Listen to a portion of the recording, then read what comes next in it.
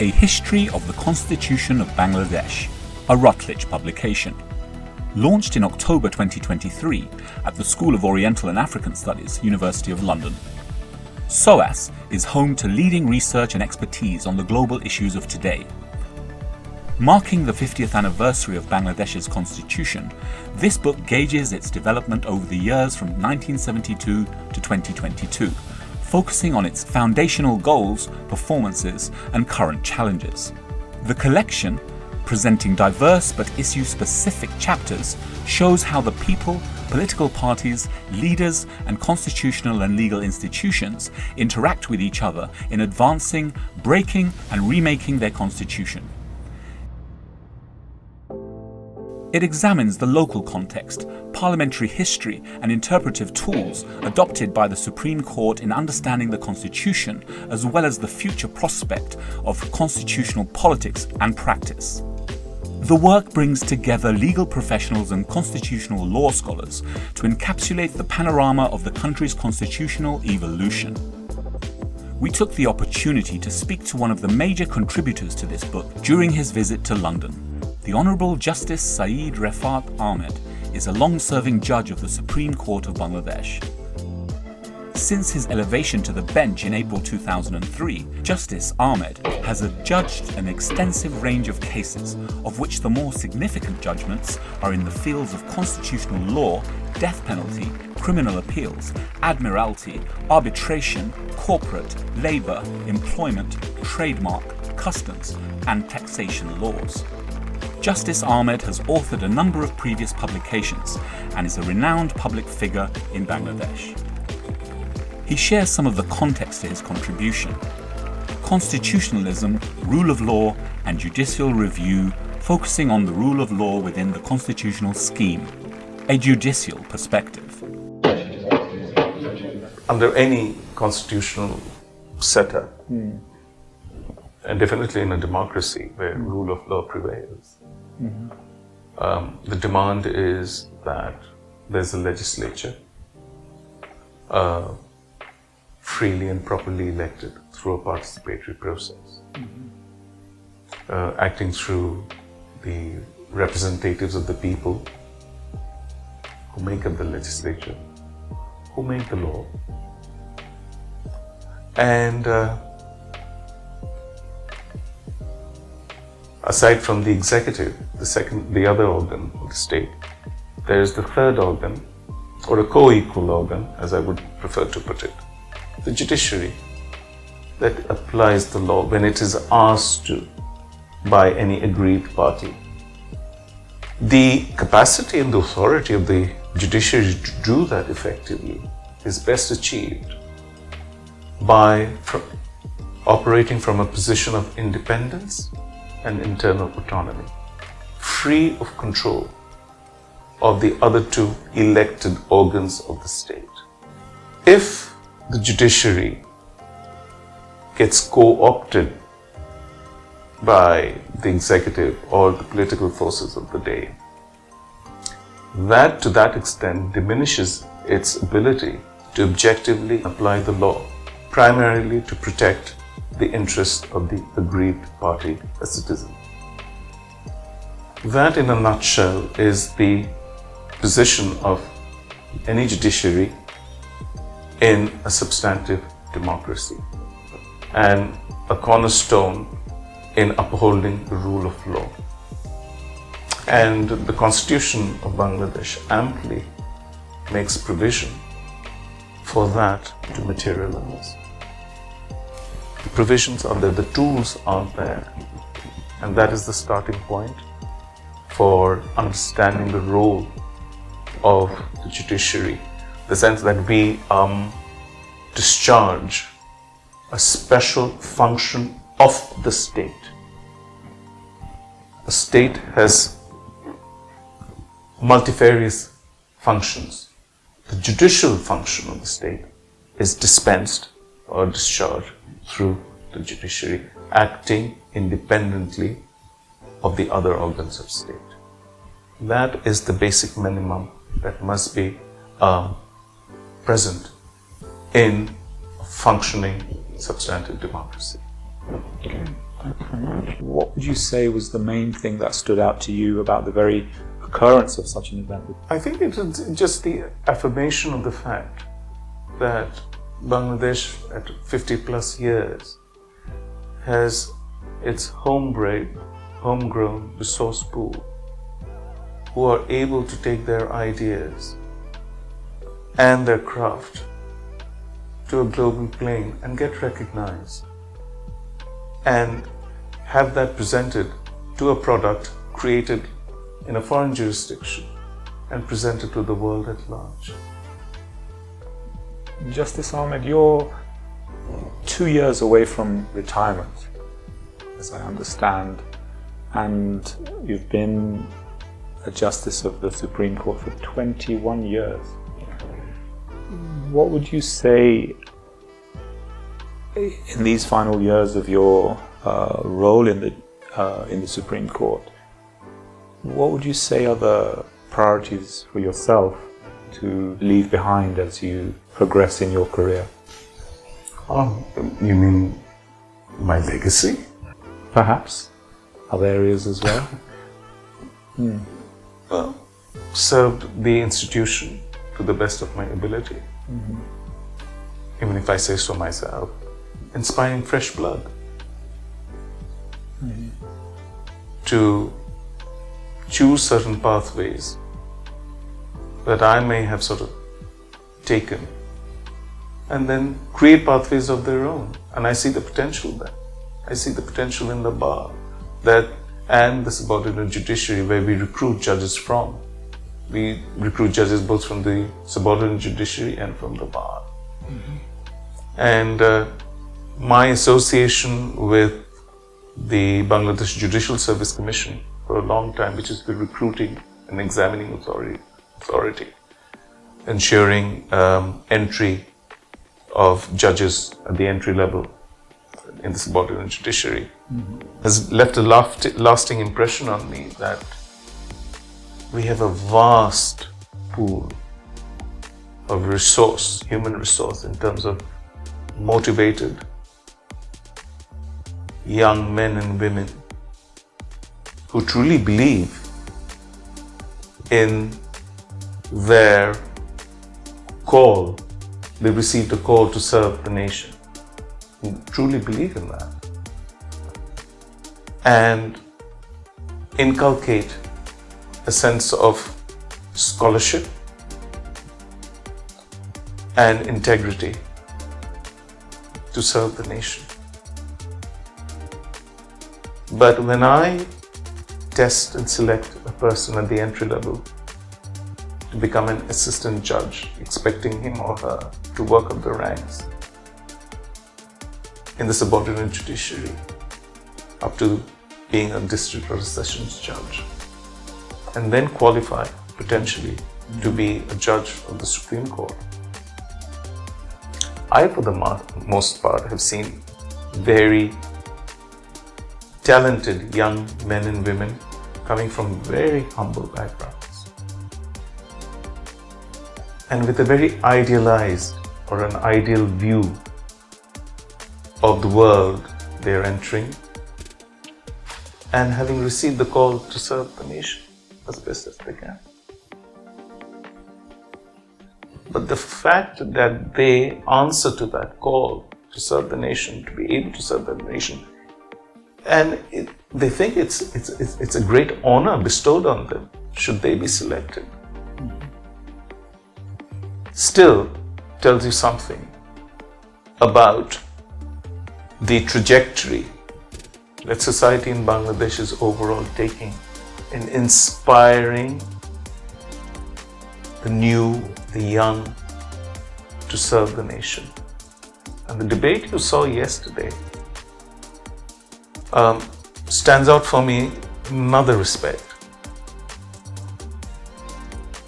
There was space created by reason of this book for all shades of opinion to be expressed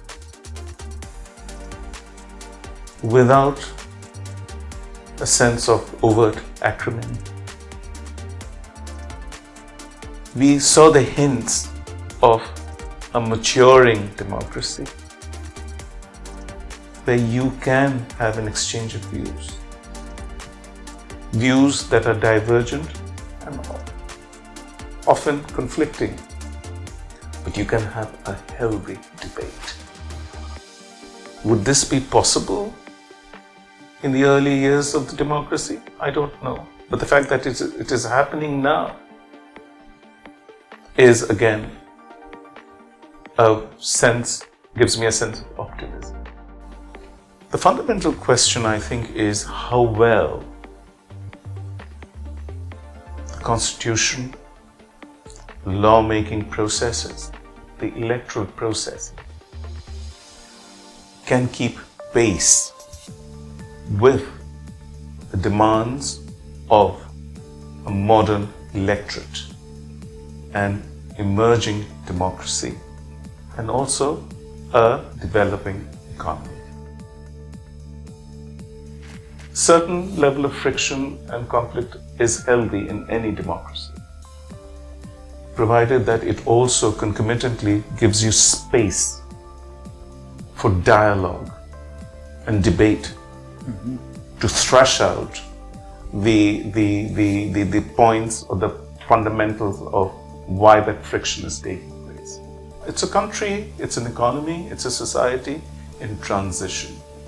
The question now is, in every sector, how best we regulate it, protecting individual rights against the great power of the state, as it were, striking that essential balance between individual rights and the obligations of the state.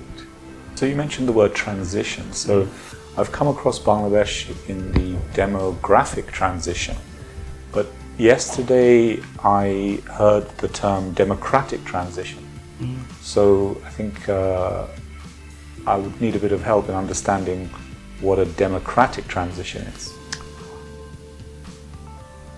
52 years of trial and error in self-rule, in devising our own mechanism of democratic governance.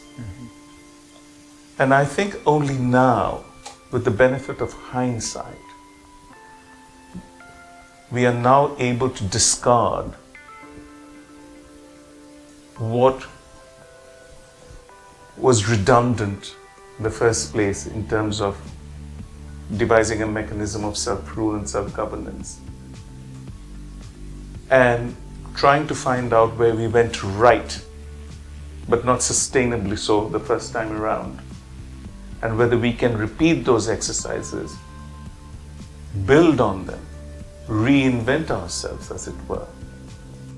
And all this happening while the wheels of democracy are turning. And without hindering the progress of democracy or the democratic order, can we, in tandem, devise methods of democratic governance that will be sustainable in the years and decades to come. But it was also testament to the fact that we were dealing with a particular document, a social compact. And our greatest success was it came very early into our independence. In 11 months from Victory Day in 1971, by November 1972, we had this constitution, self-contained in every which way conceivable. What we've done with it in the years and decades following, that's a different matter. But we had that major attainment. And 50 years or 50 plus years on, that is still the document that governs our body politic, as it were, and the state's relationship with the citizenry. Yes, it has undergone changes for reasons that, I shall not go into at this point in time, but it has survived. It's the resilience of that document that gives us hope. That is my source of optimism, in the sense that nothing prohibits us to build on that social contract further as we face the new challenges that lie ahead. And I say that in the most constructive and the positive sense possible. So we can move on to now what these new challenges are, 50 years on, where essentially Bangladesh has been identified as a country that's moving beyond an aid-dependent country. I think it's one of very few countries that can claim that independence, so to speak, the independence of aid. It's been projected by the World Bank to be one of the potentially one of the top 20 economies in the world within 20 years. Let's talk about what the challenges are within the legal system that need to be discussed and explored in the context of that economic success and that positive trajectory that the country is on. Any emergent or emerging area of human activity in any society, and that's true of Bangladesh as well, will need a regulatory framework. By that I mean it will need the formulation of laws, regulations, bylaws, rules to govern that. Once you've got such laws and other forms of rules and regulations of the statute books and otherwise, you inevitably create a set of rights and a set of obligations owed by the state to the citizenry. And that leads us further to the question of what happens if there's a potential conflict where obligations fall short of the expected standards that can be claimed by any individual as a matter of right. Therefore also backed by the Constitution itself as preeminently envisaged in the part on fundamental civil and political rights, social and economic rights as well in the Constitution. That's where the judiciary comes in terms of striking a balance between rights and obligations, or understanding the scenario against which a potential conflict may arise. But the judiciary, I refer both to the bar and the bench. And it's a very personal opinion. While changes in the socio-political and economic order sort of marches on, laws are formulated with fair regularity. A greater understanding the context of the law and the application of it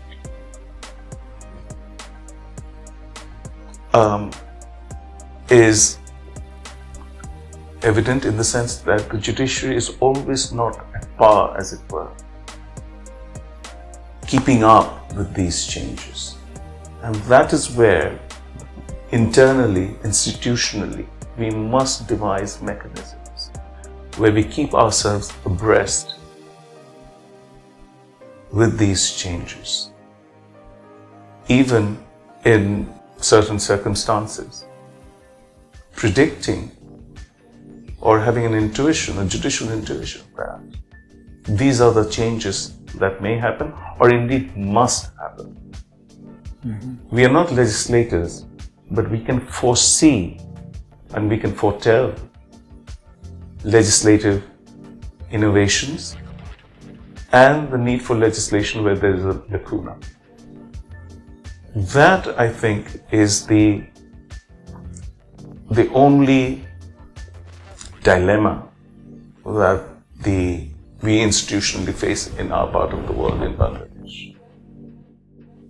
Looking forward now at this very significant trajectory of 50 years, what do you see, what would you like to see as the priorities for Bangladesh as an independent, self-governing state? What would you like to see the priorities to be and the the most significant changes that you think are needed to support its growth for the next 50 years? But I see definite signs of Bangladesh emerging, definitely within the next 2 decades, as a regional economic hub. And it is also my experience that the economic progress that Bangladesh has enjoyed, especially over the last 2.5 decades, has been independent of and despite other issues that have preoccupied Bangladesh and Bangladeshis. And the major driving force in this sector has been a very dynamic private sector, who, despite of it all, have found the space for creativity, entrepreneurship, and as a result of that, state sponsorship in the form of benefits, laws and regulations that aid that kind of range of activity to move ahead and making its presence known in the region and world at large. The next step would be to translate that attainment with a huge shot and dose of confidence in playing a more assertive role, a role of leadership economically in the immediate region where we are geographically situated. The potential is there. And again, this is a very personal view. I look forward in my lifetime, and this comes from my study of regional history and political processes in my part of the world, that Bangladesh would be a lead partner in a common market regime on that eastern corner of the subcontinent. And there are telltale signs that we are well on our way. And with that newfound confidence and assertiveness, laws, regulations, and institutions are bound to grow. And I say that in the best possible sense. And the growth will also be aided by a homegrown resource pool and boundless talent and energy in the youth and the young in Bangladesh that is so visible in the private sector, and who have taken on this new mantra of joining the IT revolution globally. That is my vision.